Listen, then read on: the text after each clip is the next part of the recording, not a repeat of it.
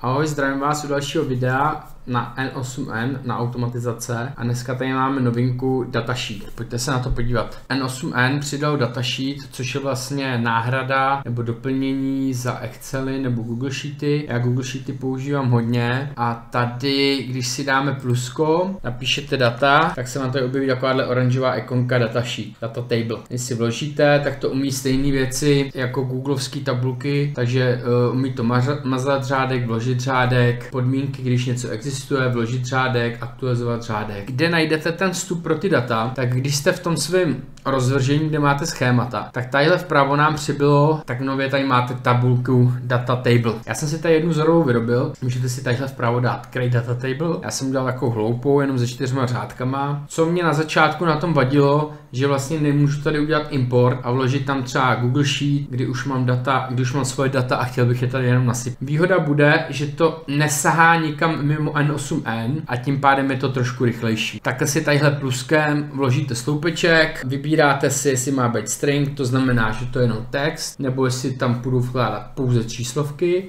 anebo booleány, takový to ano, ne, anebo datum.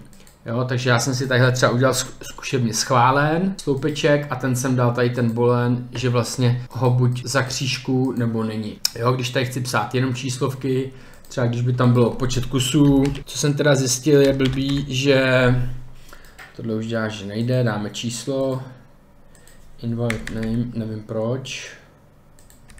Jo, takže neumí s mezerama, což už je takový trošku limit, neumí čárky, háčky.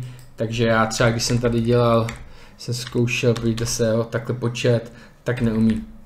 Což zase ten Google Sheet umí, nicméně když dáme počet ks, dal bych číslovku, vloží se mi tadyhle sloupeček, kde vlastně půjdou psát jenom číslovky, a když budu mačkat písmenka, tak to nic nedělá. Jo, můžu si to tady mezi sebou takhle přešoupávat, ty sloupečky. Takže na tom není nic jakoby nestandardního. Ta výhoda bude, že vlastně vy si tady do toho budete šahat rovnou v N8N, anebo ze svých dat automatizací sem budete moct ukládat věci. Já zatím, co jsem to testoval, vám tady ukážu. Jasně, klasický, jednoduchý, když kliknu, dám get row, to znamená na 4 řádky. Pustíme, zjistí, že jsou tam 4 řádky. A tadyhle dole se nám dělá, tady se nám dělá teďka, jaký jsou to ty řádky, což bylo teda tohleto, jo. A já už si s tím zase můžu hrát, můžu si tady dávat nějaký kondice, jako co mě zajímá, například tady ten schválen, a že když je schválen true, to znamená ano, tak dám vyvolat a to by měly být 2 řádky, to jsou tyhle ty, jo, když se vrátíme, tak tadyhle schválen ano, teď jeden zaškrtnu, tak mám 3, zkusíme to vyvolat znova a už vidíte, tadyhle na výstupu mám 3, jo, takže zjistil, že jsou 3 a něco bych s tím mohl dělat, jo. Já v první chvíli jsem si říkal, protože ještě kdo používáte třeba taky ty agenty, tadyhle když si lupnete agenta, tady nějakýho dám, tak vlastně ta moje myšlenka byla dát to tadyhle do toho toolu, což jde taky. Já vlastně ty agenty používám, kde nechávám načítat informace z několika Excelů a ptám se třeba, kolik kusů se prodalo, nebo jaký byl obrat v tomhle období. A když jste to testoval a používáte ty agenty, tak asi víte, že ty jazykové modely neumějí počítat. Takže vlastně jednoduché věci umějí, ale čím jsou ty čísla složitější nebo sčítáte víc věcí, tak dělají chyby. Proto se k tomu přidává vlastně kalkulačka anebo nějaká databáze. A já v první chvíli jsem si říkal, tady můžu dát na ten tool a když dám zase ten data, tak vidíte, že tady je taky data table tool. A už bych ho tady měl a už bych si mohl tady vybrat zase ten svůj soubor, vyrábíme, co jsem teďka udělal. Jo? Tak bych ho měl tady a je to vlastně ten samý. Tady ho pustím a teďka nemám nadefinovanou tu logiku, ale tadyhle bych ho pustil na vyvolání nebo na chat a on by mi k tomu něco hledal.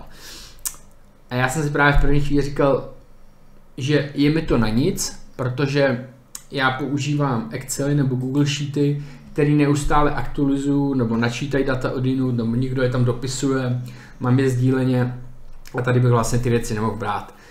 Takže mi tam chyběl ten import, ale říkal jsem si dobře, tak tam dám věci, co se nemění. Například určitý výsledky, které jsou daný, nebo datumy narození, nebo nějaký fakta, co už se nemění, ale vadilo mi trošku to tam dávat ručně. Takže jsem si říkal, že na to bude nic moc.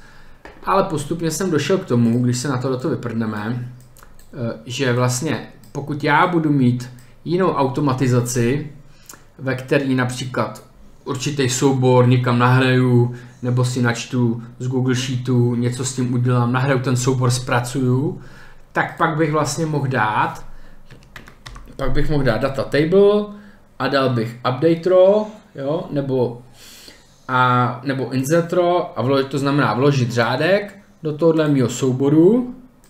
Tak si to můžeme zkusit, můžeme to tady napojil. Takže vlastně já bych v určitý svoji automatizaci něco zpracoval a ten výstup bych zapsal automaticky do této tabulky a už s tím budu moct pracovat. Takže myslím si, že to nějakou sílu bude mít. Já stejně furt pracuji s těma Google Sheetama, tohle budu testovat, brzo na to dám určitě automatizace. Stejně tak, když máte hodně složitý věci, tak tady je dobrý k tomu toolu přidat například kalkulačku, aby on to mohl počítat a potom různé databáze. Jo, takže to už je ale zase takový trošku složitější, ale na zpracování velkých dat je to vždycky lepší. Tohle bude moc být, kdo nebude chtít mít ten Google Sheet někde jinde a budete si chtít interně ukládat ty tabulky. Zase mi tady pak vadí, že to nemůžu úplně vyexportovat a na to si můžu udělat jednoduchou automatizaci Gedro a přesun je do Google Sheetu. Jo. Pak je otázka, proč to mít tady. Zase, kdo nemá Google Sheety a nechce to jakoby pouštět ven ty data, může zpracovávat interně. Takže bude to určitě zajímavý na testy. Myslím si, že to není úplně špatná věc. Uvidíme. Budeme testovat. Kdo má chuť, napište mi do komentáře, kdo jste zkoušel, nebo v čem vy vidíte výhodu, koho by zajímalo víc. A já to budu zkoušet určitě v těch agentech s porovnáním s Google Sheetem nebo databázema. Tak se mějte hezky, ať se daří.